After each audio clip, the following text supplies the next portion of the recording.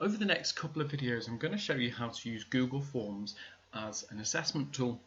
This might be an end of unit assessment, it might be a low stakes quiz that you set the students.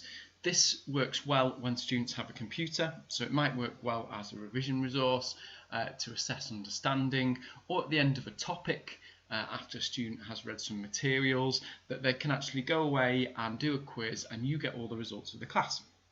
So this is what a Google form looks like. You'll probably be used to these kind of things. This is our end of unit assessment for year 7.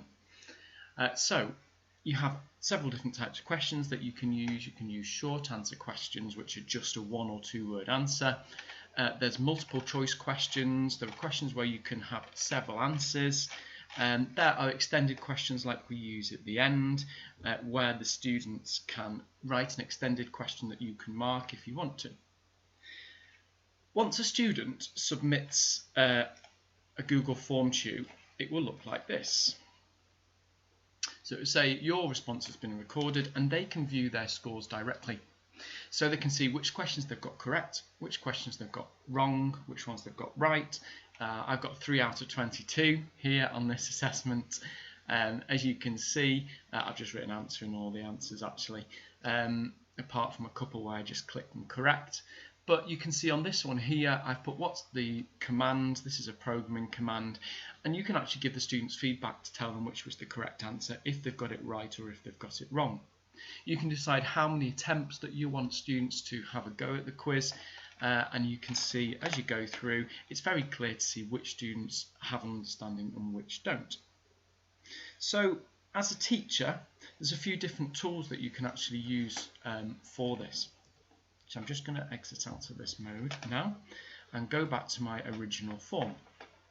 So first of all, if I click here, and I'll show you this how to make them later, you can actually edit the questions, but you can see all the responses.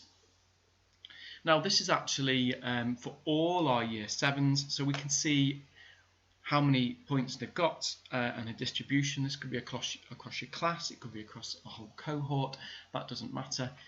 You can decide when students are allowed to answer this, so we're still accepting responses. This is quite an old one, so we should probably stop responses now. I can see loads more information, the mean score, the range of scores. The average point score for this exam was 16 out of 22. I can look on individual questions as well, and I can actually see the correct answers and what was incorrect, etc. Who's typed what. So these were the answers that students gave in response to question 1, and you can see every different question and all their different responses. So on this one, 202 students got it correct, and these were the other answers that students gave. It's actually only 2 other answers that they gave, and then you can actually have a look on individual assessment. So this is one student, and you can see exactly how they answered each question. The student's done really well, and then you can see there's some marking that's been given at the bottom. The student's not answered this question particularly well, so this is where they've lost marks, and you can see that they got 16 out of 22. So they've done really well here. You can decide to release a score at one go, or you can have it an automatic release where students can see their scores straight away. So that's basically a Google form, but it does have a few more advantages. I can see the scores of all the different students on this assignment, but if I go back to the class, there's the gradebook, and if I click on the gradebook, it will show all the students and their scores. This is everything that I've set, so not everything's come with a score on here, but you can see the score. So this student here has got 20 out of 22.